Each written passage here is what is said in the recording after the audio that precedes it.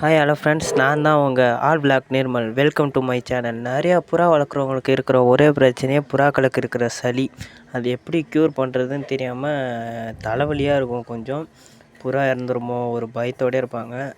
இன்றைக்கி அதை பற்றி தான் நம்ம அதுக்கான சொல்யூஷன் தான் பார்க்க போகிறோம். சரி, மாடிக்கு வந்துட்டு நான் ஃபஸ்ட்டு நம்மளோட புறாவை எடுத்துக்கிட்டேன். புறாவை எடுத்துகிட்டு அதுக்கு தேவையான பொருள்லாம் காட்டினேன்.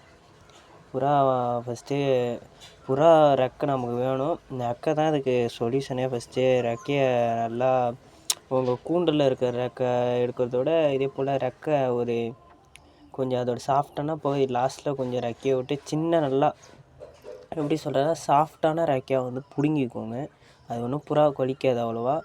அதை எடுத்து புறாவோட வாயை நல்லா பார்த்துக்கோங்க. ரெக்கை அப்படிங்க வீடியோ கொஞ்சம் காட்டு மோடாக தான் இருக்கும், ஏன்னா நான் தனியாக எடுத்தது. அதே போல் ரெக்கையை எடுத்துகிட்டு கொஞ்சம் புறாவோட வாயை கொஞ்சம் திறந்துட்டு அது தொண்டையில் விட்டு கொஞ்சம் ஒரு 3 தடவை, இப்போ நான் சுற்றுறேன் பாருங்க, ஒரு 3 தடவை அப்படி சுற்றிக்கோங்க. நல்லா சுற்றிக்கிட்டிங்கன்னா வைங்களேன், அதில் உள்ள சளி எப்படி வரும் திருன்னு பார்க்குறதுக்கே திருன்னு முழிச்சிட்டு இருக்கேன். அது கொஞ்சம் வீடியோவில் அப்படி கவர் ஆகிடுச்சி, தப்பாக நினச்சிக்காதீங்க. கொஞ்சம் அது பார்க்குறதுக்கு அப்படியே வாயில் விட்டு சுற்றிட்டு சளி எவ்வளோ சளி வருது பாருங்கள் புறாவுக்கு.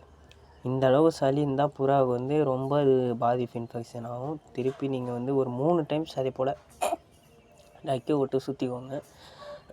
புறாவுக்கு சளி இருக்கிற சிம்டம்ஸை நம்ம எப்படி தெரிஞ்சிங்கன்னா, புறா ஒரு மாதிரி இரும்பும். நீங்கள் அது கூண்டு சைடு போய் பார்த்தீங்கன்னா தெரியும், ஒரு மாதிரி இரும்பும். சாதாரணமாக புறா இரும்புனா அது இந்த கம்புக்கு எல்லாம் நம்ம அப்படியே வைக்கிறது தொட்டு.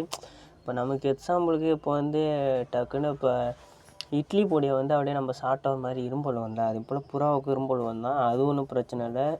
சளி இருக்கிற புறா நார்மலாக கூண்டில் இரும்பும். அதோடய ஆக்டிவிட்டீஸை பார்த்தா நமக்கு தெரியும். நார்மல் ஸ்டேஜ்லேயே நம்மளுக்கு கண்டுபிடிக்கிறது கொஞ்சம் கஷ்டம்தான். ஆனால் கொஞ்சம் நார்மல் ஸ்டேஜ்லேயே நம்ம கண்டுபிடிச்சா சீக்கிரம் க்யூர் பண்ணிடலாம் புறாவை பொறுத்தளவுக்கு. ஆனால் கொஞ்சம் ஸ்டேஜ் கொஞ்சம் அதிகமாக கொஞ்சம் நமக்கு டைம் எடுக்கும். அது தேவையான பொருள் பார்த்திங்கன்னா, ஒரு குண்டா எடுத்துக்கோங்க. இதே போல் சின்னதாக 5 ml சிரஞ்சியில் தண்ணி எடுத்துக்கோங்க. அமாக்சிலின் 500 டேப்லெட் எடுத்துக்கோங்க. முக்கியமாக அதான் முக்கியம். Amoxicillin 500 tablet. 500ஓட 250 தான் பெஸ்ட்டு என்னை பொறுத்தளவு. 500க்கும் 250க்கும் ஒரே அளவு தான் பவர்லாம். ஆனால் அளவு மட்டும் வேறு. அது 500 mg இருக்கும், இது 250 கிராம் தான் கொஞ்சம் இன்க்ரீஸ் ஆகிருக்கும். 500 நீங்கள் யூஸ் பண்ணுறீங்கன்னா ஒரு மாத்திரையை மாத்திரையாக யூஸ் பண்ணுங்கள். அதாவது அந்த பவுட்ரை மட்டும் எடுத்துக்கோங்க. அந்த பவுடரில் கால்வாசி பவுட்ரு மட்டும் கொட்டிக்கோங்க. அதை நான் இப்போ கொட்டுறேன் பாருங்க.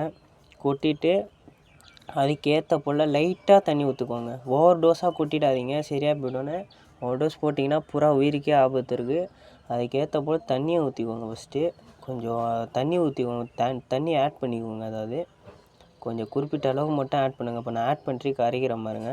அதே போல் அமாக்சிலின் 250 தான் நான் பொறுத்தளவு பெட்ரு. என்கிட்ட 500 இருந்துச்சு. சரி, காலையிலே மெடிக்கல் எதுவும் சொல்லிட்டு நான் 500 கால்வாசி தான் கொட்டுறேன். அமாக்சிலின் 250 இருந்தால் நீங்கள் பாதியாக கூட யூஸ் பண்ணிக்கலாம்.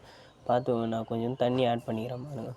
தண்ணி ஆட் பண்ணிட்டு அது நல்லா கொஞ்சம் நம்ம இப்போ சிரப்பு சளிக்கு நம்ம சிரப்பு திக்காக குடிக்கும்ல, அந்த கன்சிஸ்டன்சிக்கு ஆட் பண்ணிக்கோங்க. தண்ணியை ஆட் பண்ணிட்டு கையாலேயோ இல்லை எதாலேயோ நல்லா கொஞ்சம் திக்காக கரைச்சி எடுத்துக்கோங்க. இப்போ நான் கரைச்சி காட்டுறேன் பாருங்கள் வீடியோ பாருங்கள். நான் கரைச்சி காட்டுறேன்ல, அதே போல் திக்காக கொஞ்சம் கரைச்சி எடுத்துகிட்டு நம்ம சிரஞ்சியில் அளவுலாம் கிடையாது. இது சிரஞ்சில் நம்ம அப்படியே உறிஞ்சி எடுத்துக்க வேண்டியதான். எனக்கு இவ்வளோ கிடச்சிருக்கு. அது நல்லா குடிக்கிறேன், நல்லா ஷேக் பண்ணிக்கிறேன். ஏன்னா அப்போ தான் மருந்து மிக்ஸ் ஆகும். முக்கியமாக நல்லா ஷேக் பண்ணிக்கோங்க. ஷேக் பண்ணிவிட்டு சளி எந்த புறாவுக்கு இருக்கோ அந்த புறாவை பார்த்து பிடிச்சிக்கோங்க.